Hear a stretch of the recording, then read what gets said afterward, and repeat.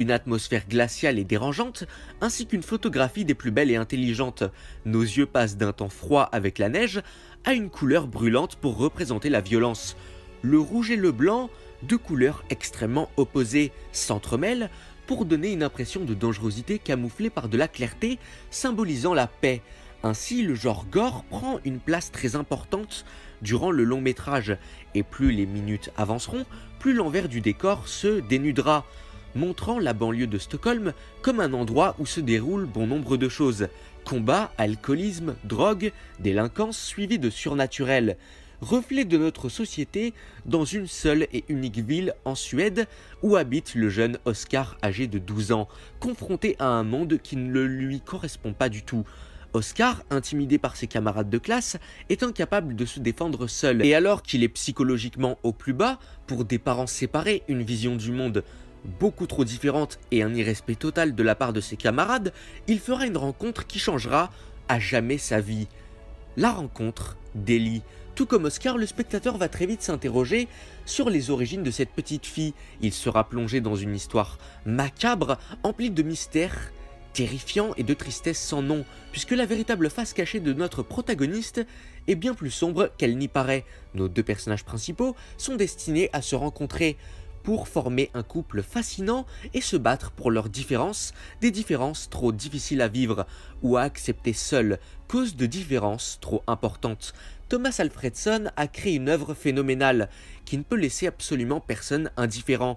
À la fois touchante et écœurante, cette histoire a pour but de vous sensibiliser au monde de l'enfance et de toutes ses souffrances. Il est vraiment très fidèle au roman. Pour l'avoir lu, je vous le confirme, et savoir que l'écrivain du livre Laisse-moi entrer lui-même était aux côtés du réalisateur pendant le tournage ne pouvait présager que du bon pour une adaptation cinématographique d'un roman à la base déjà exceptionnel.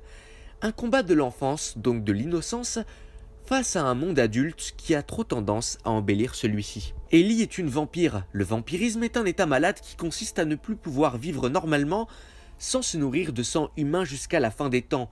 Le vampire symbolise beaucoup de choses à la fois, comme l'immortalité par exemple, le fait d'avoir pleinement conscience que notre vie n'est pas réellement destinée à quelque chose, mais qu'elle est plutôt destinée à être sans fin, une vie tragique, un véritable cauchemar sans fin, une âme emprisonnée devant se nourrir des autres pour continuer à faire partie de ce monde.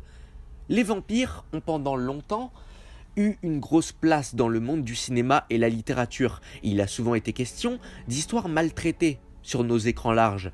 Mais Morse sort totalement du lot et captive dans une ambiance malsaine et unique. Mais revenons au personnage d'Ellie. Ellie ne veut pas transformer les autres. Elle ne veut que survivre. Et sa seule carte pour survivre, sa dernière arme, c'est Oscar. Finalement, une question s'impose. Ellie aime-t-elle réellement Oscar ou ne cherche-t-elle qu'à l'utiliser comme accessoire?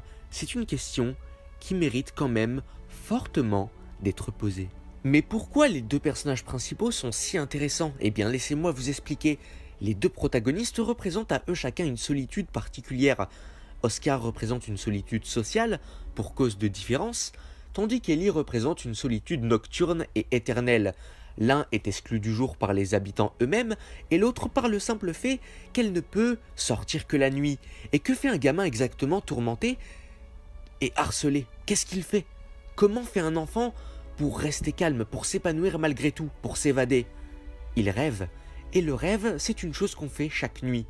Donc pour lui, quand il peut enfin sortir de l'école, respirer, être loin de ses camarades de classe, quand la journée est enfin terminée, là où il peut retrouver Ellie, c'est son refuge, c'est la nuit. Donc par la même occasion, tout comme Ellie, Oscar est donc réellement, grâce à sa solitude, un moyen pour Ellie de ne plus être seule, tout comme Oscar, de ne plus être dans la solitude totale et rester avec elle. Ces deux personnages sont complémentaires et ne pourront jamais faire l'un sans l'autre. Leur refuge n'est nul autre que la lune. Voici le seul et unique film qui a réussi à me faire lâcher une larme tout en me terrifiant. C'est un film qui propose une histoire d'amour absolument incroyable, très touchante, déjà grâce aux deux acteurs principaux qui sont absolument incroyables, mais aussi pour la mise en scène de Thomas Alfredson, qui va réellement petit à petit réussir à mettre en place, comme un puzzle, cette histoire. Le puzzle, qui peut aussi symboliser le Rubik's Cube, qui est utilisé durant le film.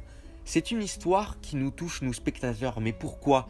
Pour sa différence. C'est une histoire qu'on n'a pas forcément l'habitude de voir au cinéma. Et on est attiré par les différences parce que, en soi, on a tous un côté différent en nous. On est tous différents. Et bien que ce soit camouflé par un style gore, très horrifique et très malsain, on s'y attache parce que c'est tellement original qu'on l'accepte. On l'accepte parce que ces deux personnages n'ont pas d'autre choix que de survivre de cette manière. Et par la suite, on n'a qu'une envie, c'est de savoir ce qui va se passer. Mais on le saura jamais. On ne saura jamais ce qui se passe après ce film. Et vous savez quoi, je pense que c'est pas plus mal. C'est pas plus mal parce que la meilleure façon pour moi de raconter une histoire, c'est d'ajouter un petit peu de mystère à la fin, de ne pas retirer le masque. Et là, on l'a pas vraiment retiré pour le scénario. On sait pas ce qui va se passer à la fin, mais on est intrigué et on préfère se l'imaginer plutôt que le voir. Voilà, tout simplement une œuvre d'art pour le cinéma, pour le 7e art, qui mérite d'être vue par absolument tout le monde.